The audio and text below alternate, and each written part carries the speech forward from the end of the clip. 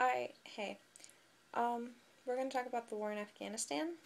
So, first we have the Soviet invasion and the official deployment of Soviet troops into Afghanistan began on December 25th, 1979. After the U.S. established military ties with Pakistan in 1954, Afghanistan increasingly turned to the Soviets for support, and at the time being run by an unstable monarchy that was already unable to combine the existing tribal society with a central government, it made Afghanistan an easy target for foreign invasion.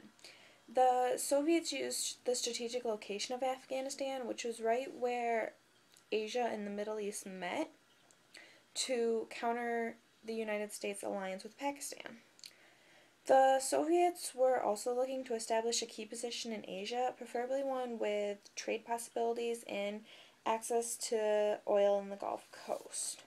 Soon after entering Afghanistan, the Soviets imposed military reforms and social reforms that created enemies within the different regions of the indigenous population.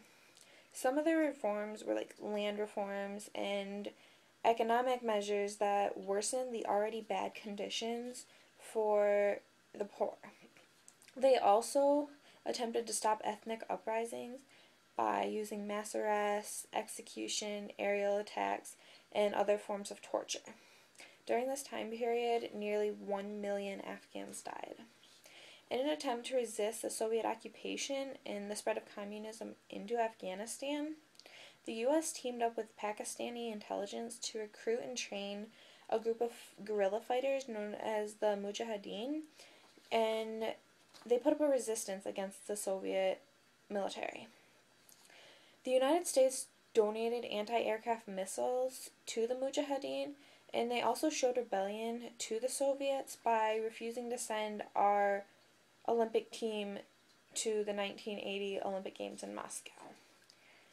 In 1982, the United Nations General Assembly called for the withdrawal of Soviet forces in Afghanistan, and in 1988, with the signing of the Geneva Accords, the Mujahideen effectively ended the war.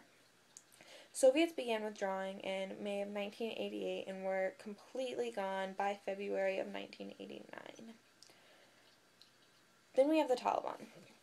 The Talib is an Arabic word meaning one who is seeking religious knowledge, and it's the root word to the group of the Taliban, known as the Taliban. They practice Islam and they rose up in 1994 out of groups of the Mujahideen that were unable to get along in fighting among the different regions in Afghanistan. The Taliban ruled Afghanistan from 1996 to 2001 when they were kicked out by the U.S. forces. They came to power during Afghanistan's long civil war, and though they held 90% of the country's territory, their policies set them apart from the rest of the world. Some of their policies, including their support of terrorist organizations and their mistreatment of women. They outlawed frivolous activities such as kite flying, and they held public executions at sports stadiums. They banned TV, music, internet, all in order to keep out traces of non-Islamic influence. Men in the country were required to wear beards, and if they weren't, they were publicly beaten. Most shocking was their treatment of women, and they forbid girls of going to school. Women couldn't work outside of their home unless it was like a crisis in education or healthcare. Women weren't allowed to leave their home without a male relative, or they risked being beaten or even shot. They were required to cover their bodies completely, and except for their eyes. And if a woman was caught wearing nail polish, she may have had her fingertips cut off. Then we have the Al-Qaeda group. It was founded by Osama bin Laden, and it was a worldwide terrorist organization that was made up of a network of extremists. These extremists were formed from a group of Mujahideen veterans that fought during the Soviet invasion. They plotted most of their attacks against the U.S. and other American interests, and in August of 1996, bin Laden declared war on the U.S. They worked to forge alliances with other radical groups, and one of them being the Taliban in Afghanistan. Bin Laden was considered a guest in Afghanistan, and he was like a guest of the Taliban's until 2001 when they were removed from power. After the Taliban's removal, Al-Qaeda set up terrorist training camps in Afghanistan because of it being distraught. Then we have the U.S. invasion of Afghanistan, and many people they'll argue whether or not it was necessary, but overall the U.S. invading Afghanistan was a direct response to 9/11, and they went in with the intention of capturing and killing Osama bin Laden and crushing the Al-Qaeda terrorist organization. U.S. troops were sent into Afghanistan after the Taliban refused to give up bin Laden without proof or evidence that he was directly involved in the attacks. Then we have Obama's policy and his administration's policy. When Obama came into office, he decided to refocus the war efforts specifically on the Al-Qaeda groups in Afghanistan and Pakistan. His counterterrorism efforts have greatly impacted Al-Qaeda's leadership, and also, in order to prevent Al-Qaeda from further increasing their control and threatening the U.S. and our allies, Obama set up 3 objectives. One of them, deny Al-Qaeda a safe haven. The second, strengthen Afghanistan's security forces and government so they can take responsibility for their own future. And the third, to keep the Taliban out of power. Then we have Pakistan's role in Afghanistan.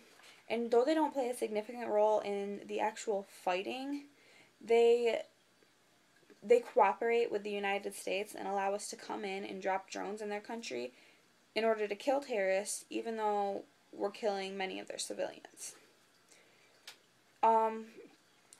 Osama bin Laden's death. Osama bin Laden, the man at the top of the most wanted list, he was shot to death by the elite Navy SEAL Team 6, and it was on May 2nd, 2011, in Abbottabad, Pakistan.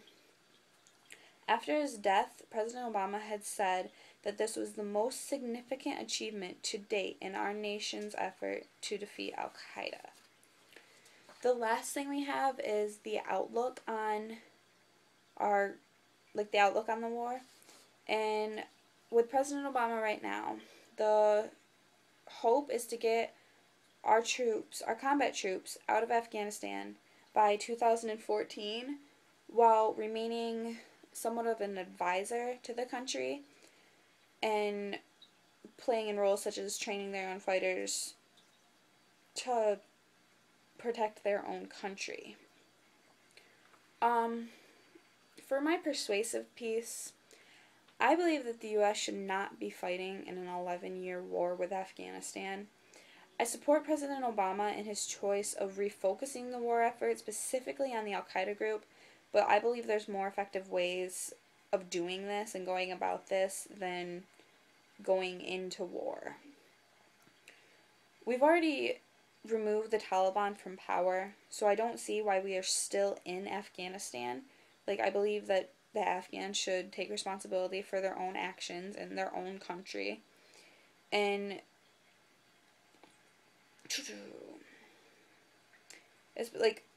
it's the accomplishments we're making in Afghanistan.